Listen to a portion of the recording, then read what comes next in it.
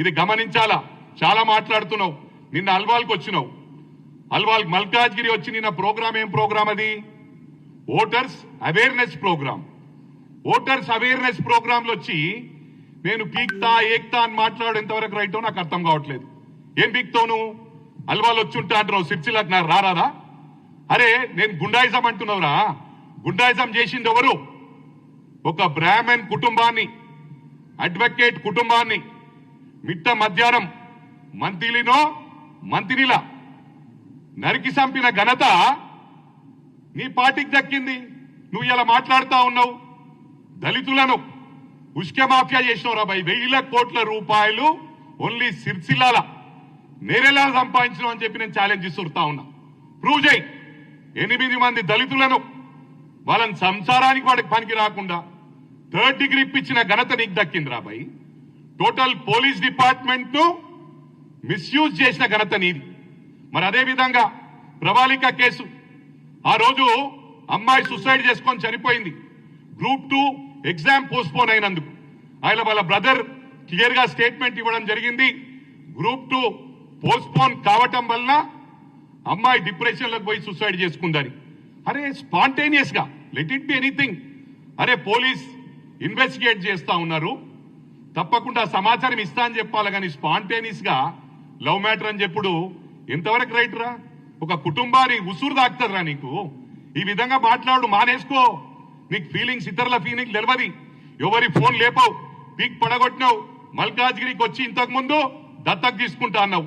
ఏం దత్తకు తీసుకున్నావు రాబాయ్? నిన్నొచ్చి మళ్ళా నేను నిలబడతా, పీక్తా, పడగొడతా అంటున్నావు. నీ సిరిసిల్లాకు వచ్చి నేను కూర్చుంటారా బాయ్? నేను చేసిన సోషల్ యాక్టివిటీస్ ఎందుకు చెప్తలేవురా? గుండాయిజం చేసింది మీరే. మీ అటువంటి వాళ్ళని అడ్డుకుంటే మాది హీరోయిజం రా, గుండాయిజం కాదు. రేపటి నుంచి మా హీరోయిజం ఎట్లుంటో చూపిస్తా. ఇవాళ మా ప్రభుత్వం వచ్చినాక దాడులు చేసింది మీరే, రాళ్లు కొట్టింది మీరే, దౌర్జన్యాలు చేసింది మీరే. అందుకే నేను కాంగ్రెస్ క్యాడర్ కు విజ్ఞప్తి చేస్తా ఉన్నా. మనం దాడికి ప్రతి దాడి చేయవలసిన అవసరం ఉందని చెప్పి కూడా ఈ సందర్భంగా తెలియజేస్తా ఉన్నా. కేటీఆర్ మరోసారి తెలియజేస్తా ఉన్నా, నువ్వు చేసింది నీ కుటుంబానికి ఏదైతే సెక్రటరేట్ లో నెట్వర్క్, సెక్యూరిటీ నెట్వర్క్ కూడా మొత్తము టెండర్ లేకుండా 100 కోట్లది నీ సొంత కుటుంబానికి ఇచ్చిన ఘనత నీకు దక్కిందిరా బాయ్. ఒక్కటి గుర్తు చేసుకో కేటీఆర్, నువ్వు చేసే అరాచకాలు. ఇవాళ ఏమన్నాడు మనోడు? దండుపాలెం బ్యాచ్ అంటే తెలుసారా బాయ్ నీకు? దండుపాలెం బ్యాచ్ అయినా లేకపోతే స్టివర్డ్పురం దొంగలైనా నీకన్నా వాళ్ళకి మినిమం ఎథిక్స్ ఉంటాయి.